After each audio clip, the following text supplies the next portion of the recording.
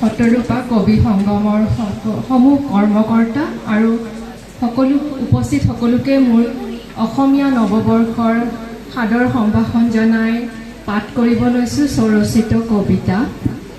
মই নাৰী, মই নাৰী, অৰ্ধ আকাশ হেনো মই, হাঁহি কান্দোনৰ এক চিৰন্তন পৰিচয়। মই নাৰী, অৰ্ধ আকাশো কিন্তু মই, প্ৰশ্ন জাগে মনত, আউসী ৰাতিৰ অন্ধকাৰ অৰ্ধ আকাশ নে জোনাকী ৰাতিৰ নিবিড় আকাশ।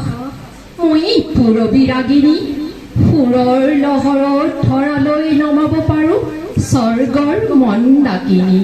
মই নাৰী, বুৰঞ্জীৰ পৃষ্ঠাত মই মহাসতী, অহল্যা দ্ৰুপদী তথা মন্তৰা তাৰা মন্দদৰী যথা। তথাপি যুগে যুগে কিয় অহল্যাৰ ধৰ্ম নষ্ট, দ্ৰুপদীৰ বস্ত্ৰ হৰণ আৰু একো নকলোৱেই বা।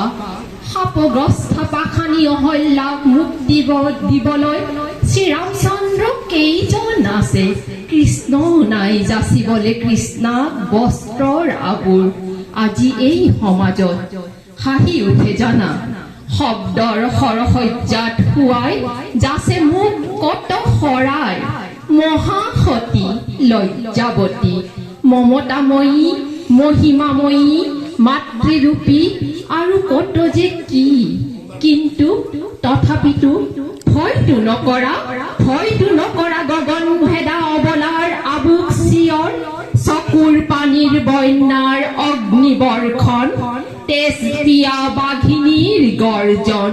সেয়েহে নাৰীত্বৰ মৰ্যাদাক ফু মাৰি নিদিবা, তেনে প্ৰয়াস কাহানিও নকৰিবা।